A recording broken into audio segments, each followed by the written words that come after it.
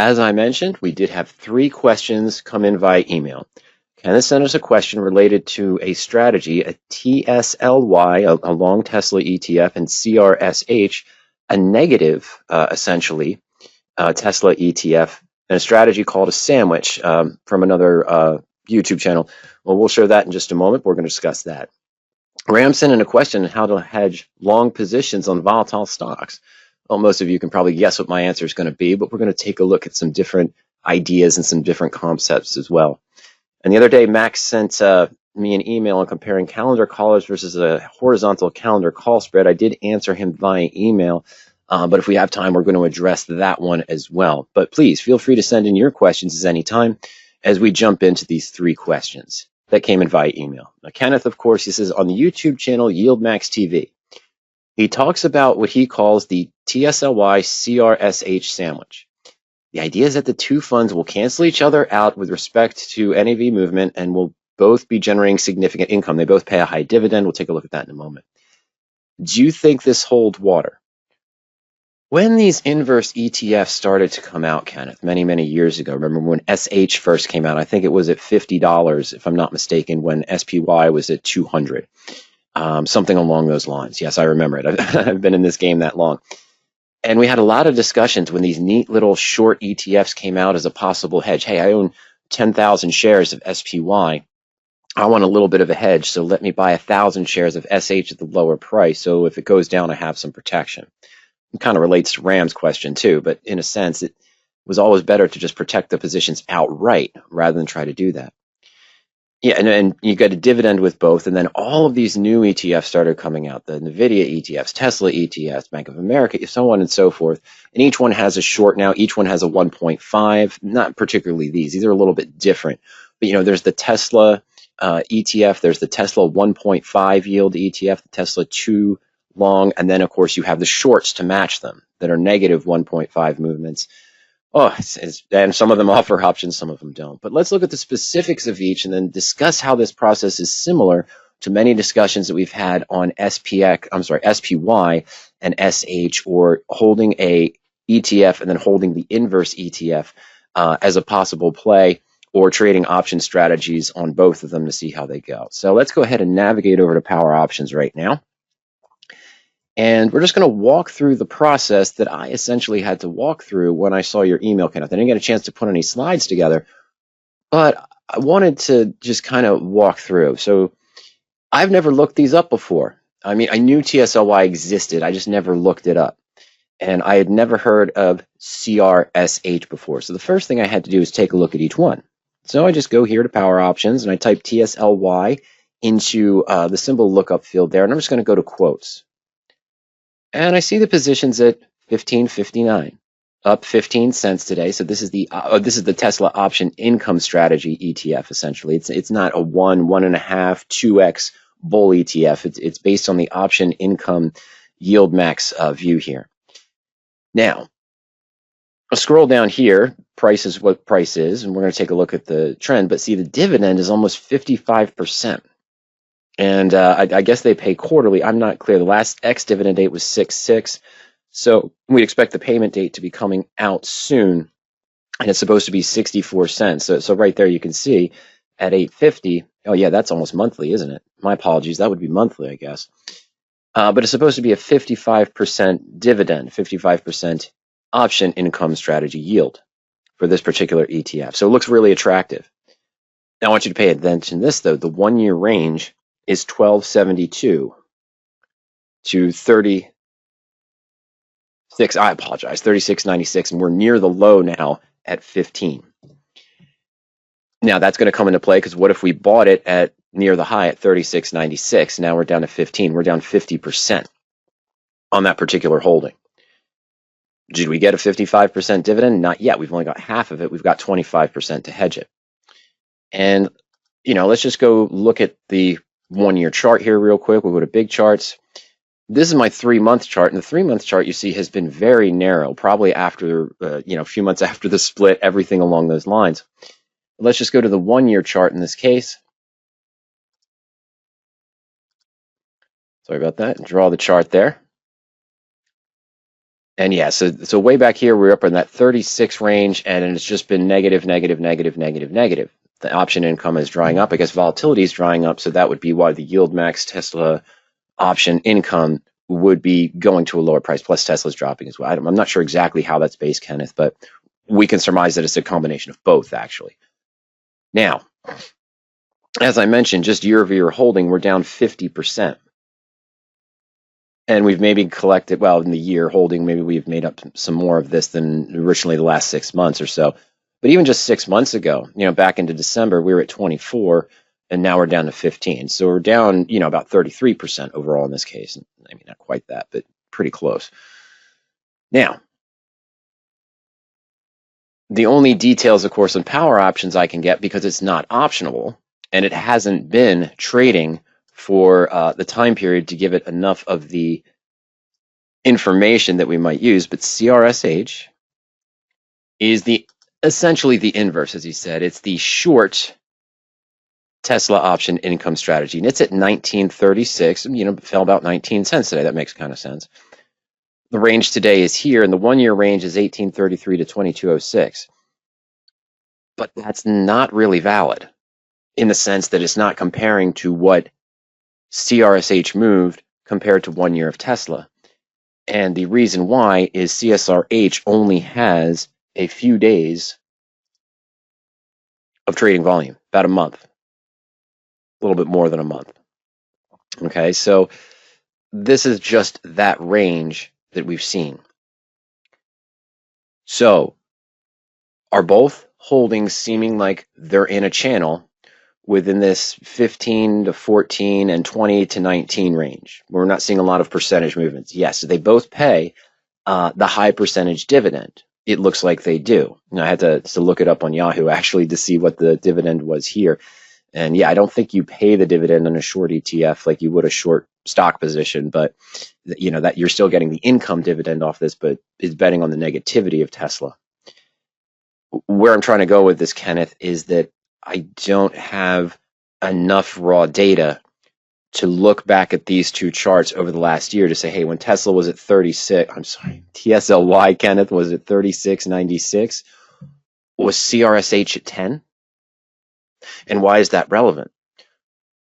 Well, if you just go into even shares, and TSLY dropped from that 36 range down to 24, dropped 12 points, or about a third of its value.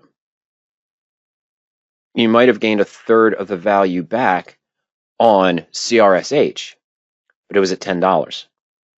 You only got $2.80, $2.90, or $3 back on it. So now you have to start, I don't want to say beta weighting, but you see where I'm going. You have to start weighting the shareholding when they're that extreme apart. And as Tesla continued to come down, or TSLY, I'm going to keep saying Tesla and I apologize. As TSLY continued to come down, they started to even out and become more of a range. But it's highly possible that back in this time period, when we're up at that 36.96 level, you see over here is the high for the year. If CRSH was trading, I'm sorry, Kenneth, it would have been down here in probably the $10 range. And it would have moved up, but the movements you're getting are correct percentage-wise, but dollar to dollar, they are not. Which means you'd have to keep adjusting the shares in the case where one is consistently falling and the other one's rising, but at a slower pace until now it's overcome it.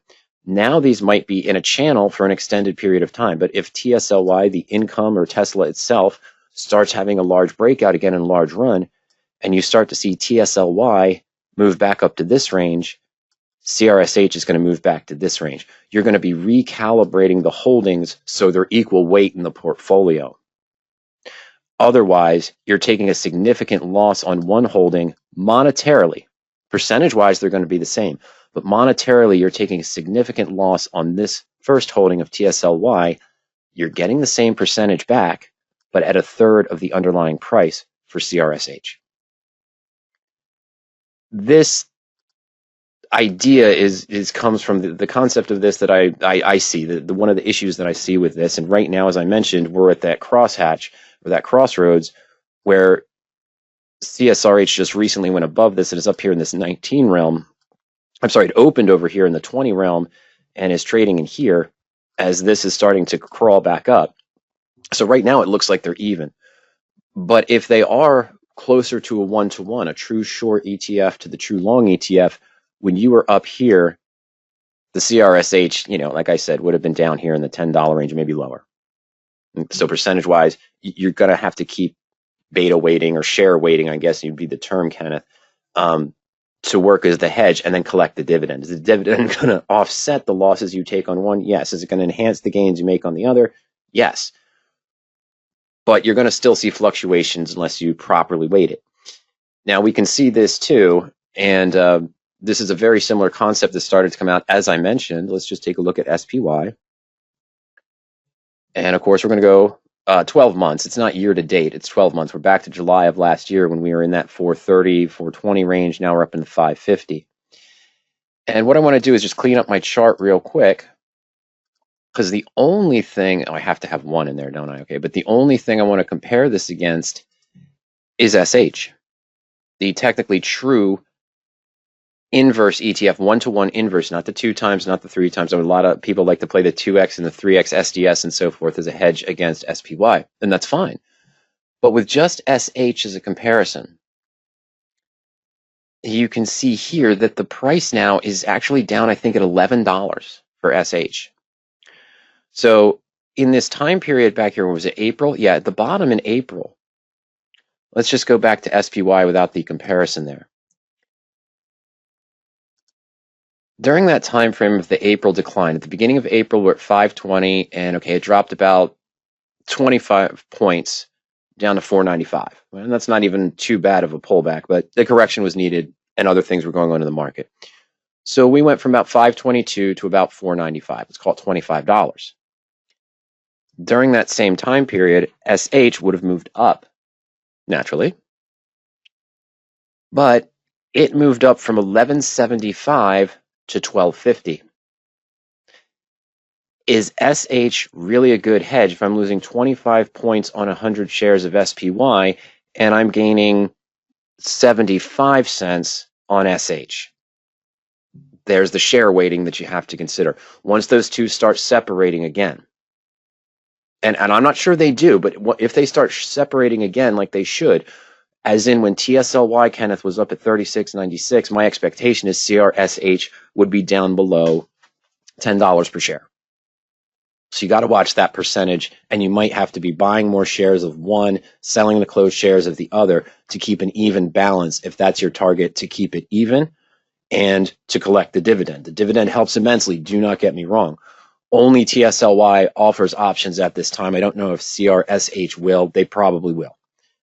But a lot of this discussion also came about with investors were getting interested in these inverse ETFs as a hedge and say, hey, I like doing covered calls on SPY or collar spreads on SPY.